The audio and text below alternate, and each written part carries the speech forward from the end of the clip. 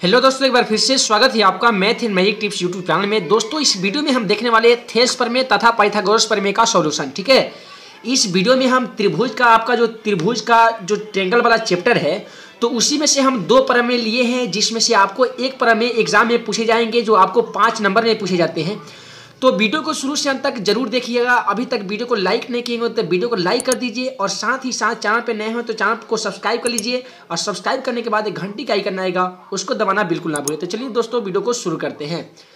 यहाँ पे आपको 5 नंबर वाले क्वेश्चन आएंगे कि थेल्स प्रमेय लिखिए तथा सत्यापित करें। ठीक है, इस तरीके से ये 5 नंबर में क्वेश्चन आपको पूछे जाएंगे कि थेल्स प्रमेय लिखिए तथा सत्यापित करें। हालांकि ऑलरेडी हमारे थेल्स प्रमेय का सॉल्यूशन चैनल पे अपलोड था, जिसमें मैंने आपको बोर्ड पे पढ़ा के बताया था कि आप कैसे बना सकते हैं।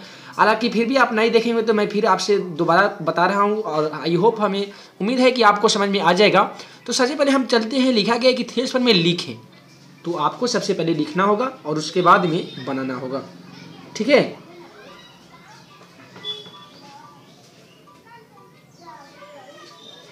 तो सबसे पहले आप लिखेंगे कि किसी त्रिभुज के एक भुजा के समानांतर खींची गई रेखा, यानी किसी त्रिभुज के एक भुजा के समानांतर खींची गई रेखा अन्य दो भुजा को समान अनुपात में विभाजित करती है।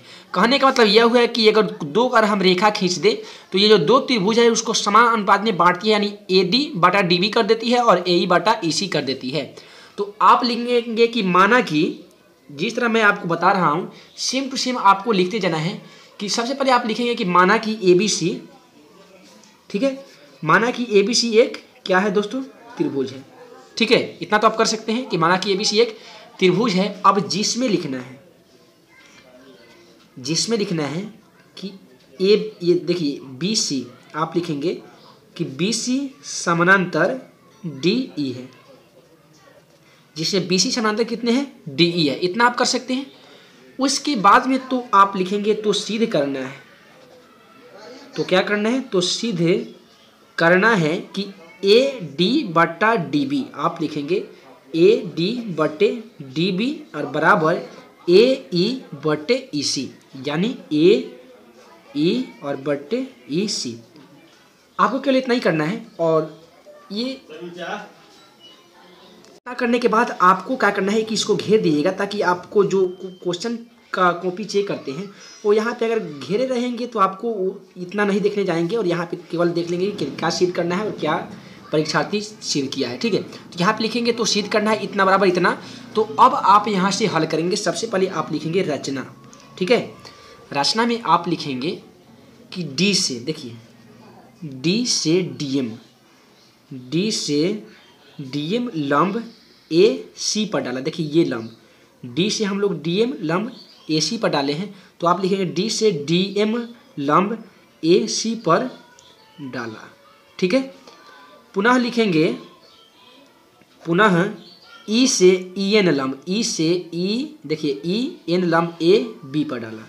तो लिखेंगे कि E से EN लंब AB पर डाला। ठीक है, AB पर क्या किया, डाला। इतना आप कर सकते हैं। जी हाँ, बिल्कुल आप कर सकते हैं। और हमें उम्मीद है कि आपको समझ में ज़रूर आ रहा होगा, और वीडियो पसंद लग रहा होगा तो लाइक करना, शेयर करना, चैनल को सब्सक्राइब करना बिल्कुल ना भूलें। तो यहाँ पे इतना करने के बाद आपको सिंपली क्या करना है कि आप लिखेंगे कि पुनः, ठीक है, पुनः लिखेंगे कि B को E से तथा C को D से मिलाया, तथा C को D से क्या किया, मिलाया। इतना कर देंगे। उसका बाद में आपको करना क्या है कि ये अब आप लिखेंगे उपपत्ति में आप लिखेंगे त्रिभुज ABC का क्षेत्रफल। त्रिभुज ABC का क्षेत्रफल आपको मालूम होगा कि 1/2 गुने आधार गुने ऊंचाई होता है। तो देखिए इसका आधार रहेगा DB, ये चीज़, ये DB, और गुने ये हो जाएगा EN। ठीक है, AD हो जाएगा, ये AD, यहाँ पे आप लिखेंगे AD गुने EN।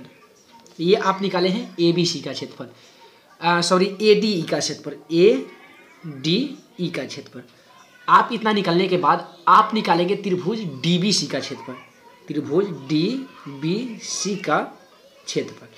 तो त्रिभुज DBC का क्षेत्रफल आपको फिर वही फार्मूला का यूज करना है, 1/2 गुने आधार गुने ऊंचाई।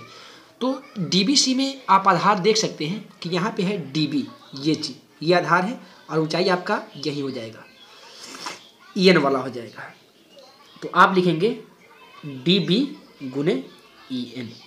ये समीकरण आपका 1 हो जाएगा और इस समीकरण 2 हो जाएगा। आप समीकरण भी लिख सकते हैं या आप इसी तरह त्रिभुज का क्षेत्रफल भी लिख सकते हैं। और उसके बाद में आपको लिखना है कि एरिया ऑफ त्रिभुज ABC, ठीक है, और बट्टा एरिया ऑफ त्रिभुज DBC। आप इस तरीके से लिख सकते हैं कि ABC का क्षेत्रफल बट्टा त्रिभुज DBC का क्षेत्रफल। उसके बाद में आपको लिखना है कि यहाँ पे आपको कितना आया है, 1/2 गुने आया है AD गुने EN, ठीक है। फिर नीचे वाला आया है 1/2 गुने DB गुने EN, तो आप लिखेंगे EN। देखिए EN से EN आपका कट जाएगा और 1/2 से 1/2 आपका कट जाएगा। आपका दोस्तों बचेगा AD बटे DB। ये आप समीकरण 1 में लिख लेना है इसको, ठीक है। ये दोस्तों इतना आपका क्या हो जाएगा, समीकरण 1 हो जाएगा। उसके बाद में आपको फिर यानी पुनः आप लिखेंगे त्रिभुज DBC का क्षेत्रफल। पुनः आप त्रिभुज DBC का क्षेत्रफल निकालेंगे या फिर आप ADE का क्षेत्रफल निकालें, ADE का क्षेत्रफल। लेकिन ध्यान रहे कि ADE का क्षेत्रफल में हमने आधार पहले ये लिया था, लेकिन अब आधार हम ये लेंगे। तो आप लिखेंगे कि 1/2 गुने आधार क्या लिखेंगे, AE और ऊंचाई आपका दोस्तों हो जाएगा DM, ठीक है, DM हो जाएगा। तो आप लिखेंगे DM। फिर आप लिखेंगे त्रिभुज यहाँ पे DEC का क्षेत्रफल, DEC आपको ये त्रिभुज लेना है, ठीक है, ये वाला त्रिभुज। देखिए यहाँ पे ये त्रिभुज लेना है और ये लेना है, DEC लेना है। पहले हम लोग ADE लिखे हैं, तो पहले वाला में आधार हम लोग ये माने थे, लेकिन अब ये मानेंगे, ठीक है।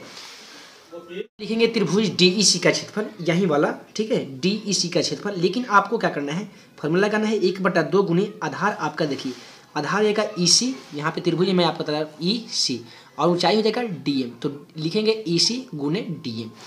यहाँ पे आप लिखेंगे EC गुने DM। फिर आप पहले की तरह लिखेंगे एरिया ऑफ त्रिभुज ADE और बट्टा एरिया ऑफ त्रिभुज आपका ये लिखेंगे DEC। तो इसका आपका कितना है, 1/2 गुने AE गुने DM आया है, तो लिखेंगे 1/2 गुने AE गुने DM। फिर आपका DEC का क्षेत्रफल यहाँ पे देख पा रहे होंगे, दिया गया है 1/2 गुने EC, ठीक है, सॉरी EC और गुने DM। तो DM से DM तो आप आसानी तरीके से काट सकते हैं, 1/2 से 1/2 आप काट देंगे, तो आपका बचेगा यहाँ पे यहाँ पे बच जाएगा AE बटा EC, ठीक है। जैसे मैं यहाँ पे लिख रहा हूँ वहाँ पे आपको ध्यानपूर्वक देखना है, यहाँ पे बचेगा AE बटे EC, ठीक है।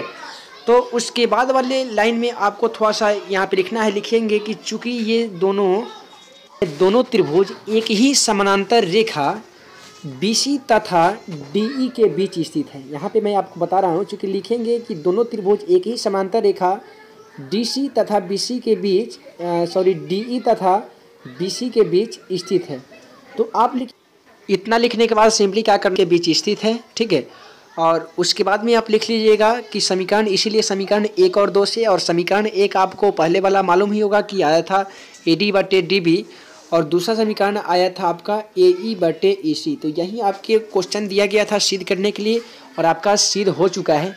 तो इसी तरीके से एग्ज़ाम में भी अगर आता है तो आप इसी तरीके से लिख लीजिएगा, आपको पूरे 5 मार्क्स मिल जाएंगे। तो हमें उम्मीद है कि आपको वीडियो पसंद आया होगा। पसंद आया होगा तो वीडियो को लाइक कीजिए, अपने दोस्तों में शेयर कीजिए। जो लोग हमारे चैनल पे नए हैं तो चैनल को सब्सक्राइब करना बिल्कुल ना भूलें, क्योंकि हम ऐसे ही 1-2 प्रमेय का और वीडियो अपलोड करेंगे, जिसमें से आपको एक प्रमेय 5 नंबर में पूछे जाएंगे। तो चलिए दोस्तों, वीडियो देखने के लिए बहुत बहुत धन्यवाद। मिलते हैं एक नए वीडियो में नए ट्रिक के साथ, तब तक के लिए धन्यवाद।